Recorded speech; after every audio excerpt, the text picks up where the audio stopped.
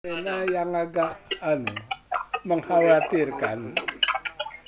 Hari ini aku baca jamaah umroh dari Jambi itu hampir 100% terkena COVID gitu. Setelah balik ke Jambinya itu. Dari umroh. Dari umroh ya. Jadi pertanyaannya, apakah tingkat kelembapan udara di Saudi itu memang menyebabkan lebih mudah terjadi penularan atau mana? Itu satu. Padahal nggak divaksin, Yang kedua, nggak di PCR. kalau kita ikut pemberitaan di luar negeri, booster yang kedua itu sudah dilaksanakan di beberapa negara. Jadi 4 Di kali. Amerika misalnya 3 bulan sesudah booster pertama sudah bisa booster kedua. Tapi ada negara yang 4 bulan sesudah booster pertama gitu. Ini tolong penjelasannya juga Dr. Azari gitu. Ya. Iya. Balik umroh no kalau. Ya. Terima kasih Kiai Malan. Memang kalau di luar negeri itu ketersediaan vaksin mencukupi. Oh ya. Kalau di kita di sini mungkin masih kekurangan vaksin ya. Sudah teratur ya demikian rupa ya. Booster pertama, booster kedua itu malah keempat kali sekarang booster yang kedua. Iya, iya. Pertama memang pemberian, kedua 3 bulan kemudian diberikan yang ke booster kan, 6 bulan lagi yang diberikan booster keempat. Tapi kita di sini aja Sinovac aja tidak cukup. Pfizer juga tumpang tindih, tidak cukup apa kayaknya. Ada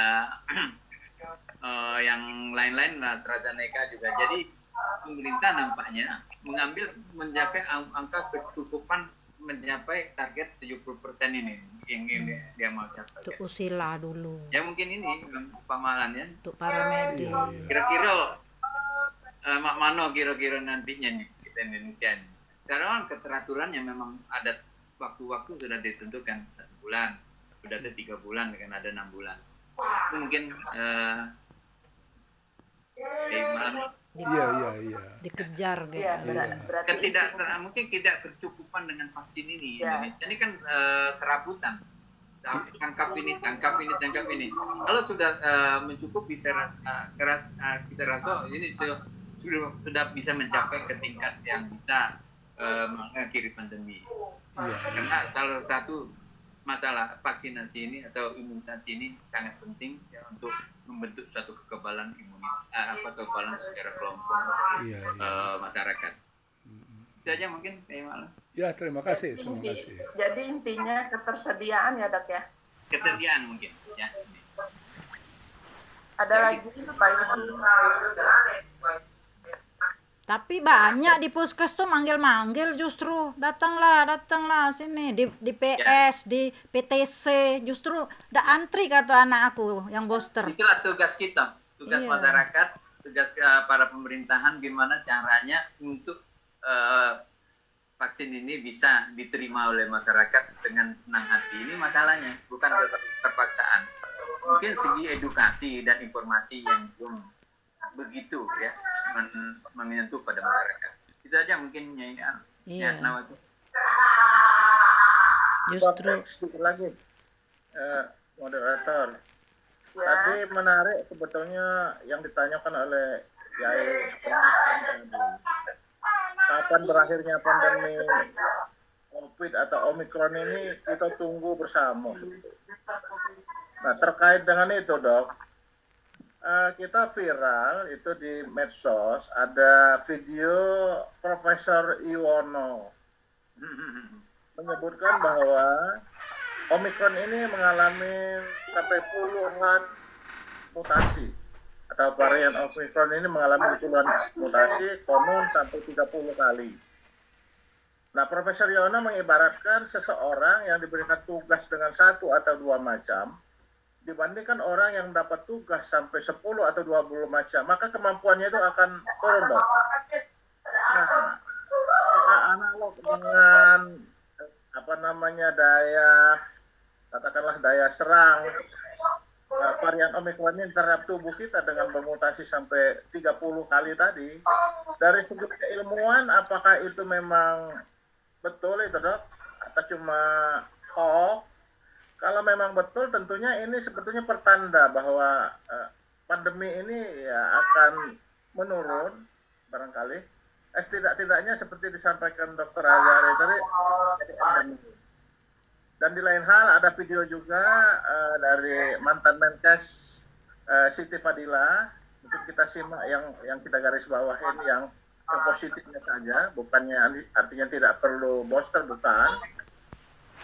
Bahwa sebetulnya seyogianya munculnya varian Omicron ini patut kita sambut dengan sukacita itu dok. Jadi ya, tanda-tanda bahwa sebetulnya ini akan sudah mulai hilang seperti yang diharapkan kita semua yang disampaikan oleh Dr. Pendi Sam tadi. Kira-kira mana ini dok? Apa benar? Apa cuma mitos atau memang fakta dari keilmuan itu?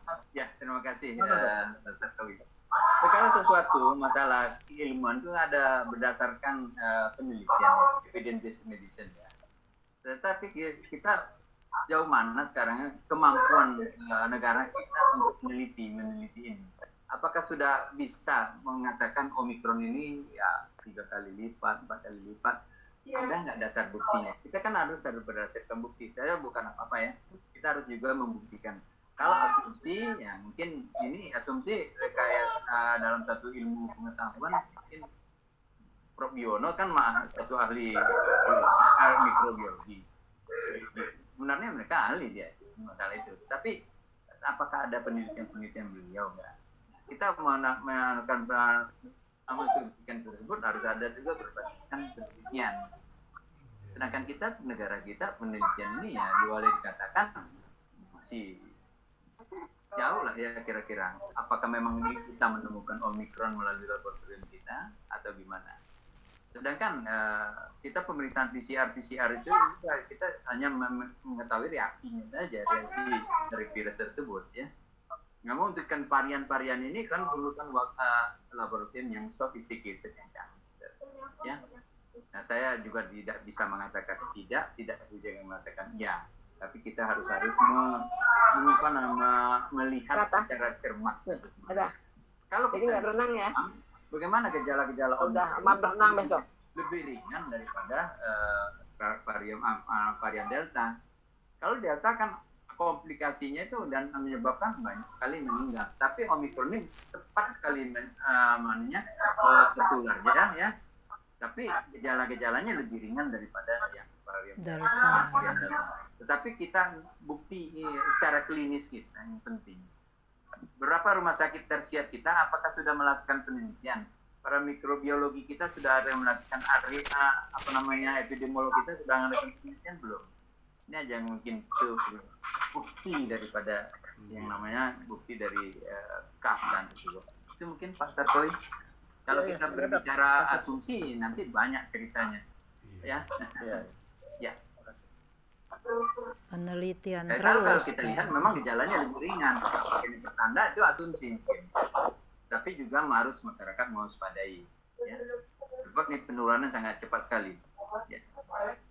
Ya, itu saja mungkin. Tapi kalau boleh saya berpendapat ya Pak Sarkowi, dengan adanya turunannya yang semakin banyak, itu gejalanya semakin ringan.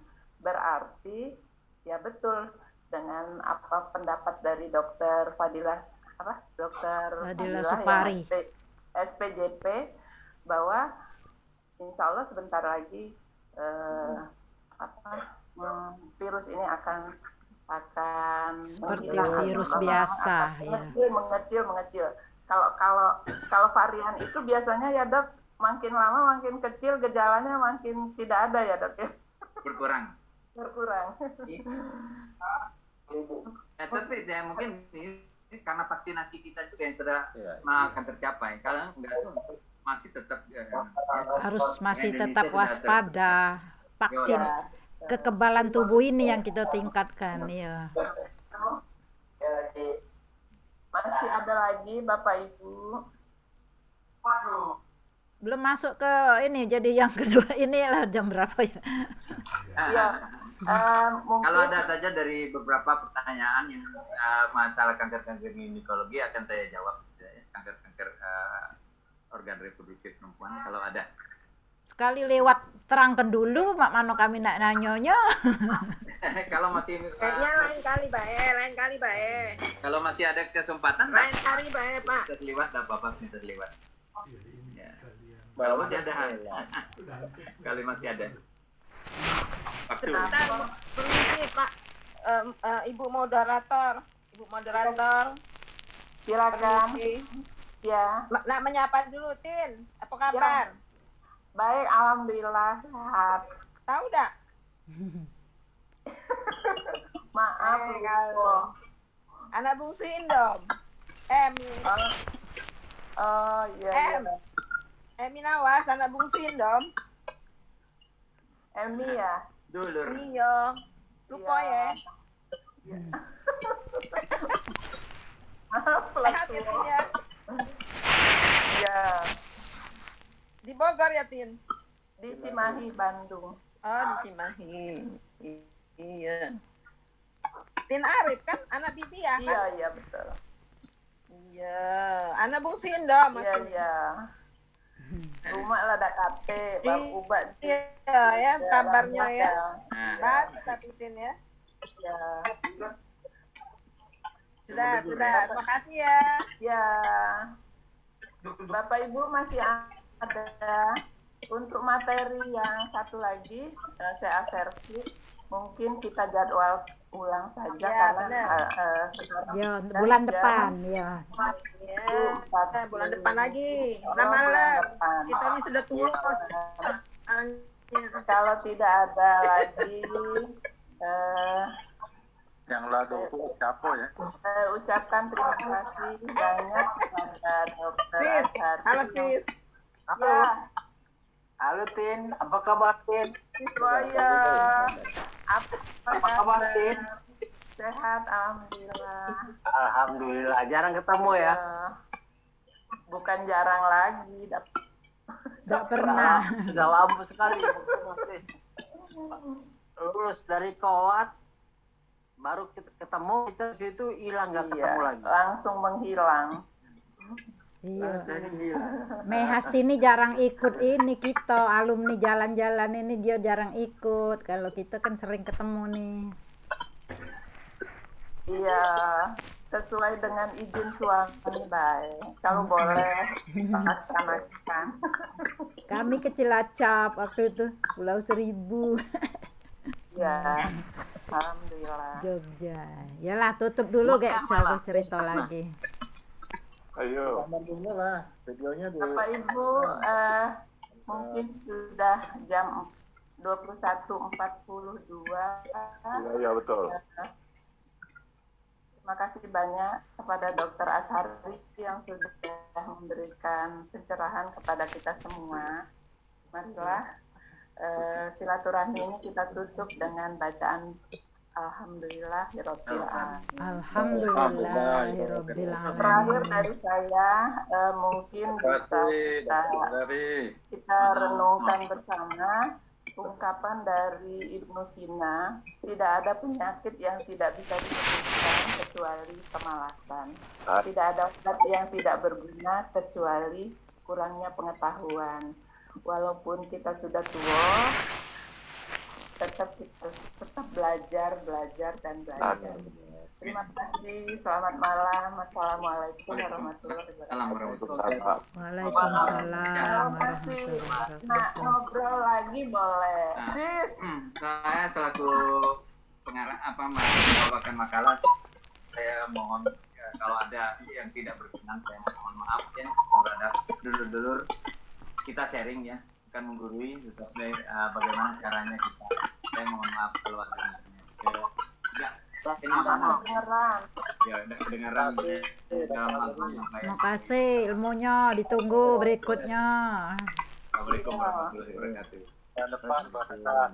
Ya, kalau masih ada kesempatan kita sama-sama di kesempatan. Dokter Irmi itu juga ngenjuk juga materi apa? Ada ya dokter untuk Nah, ini kemana dia tadi bilang? Iya, tentang kesehatan olahraga ya. Terima kasih banyak Mas Ibran.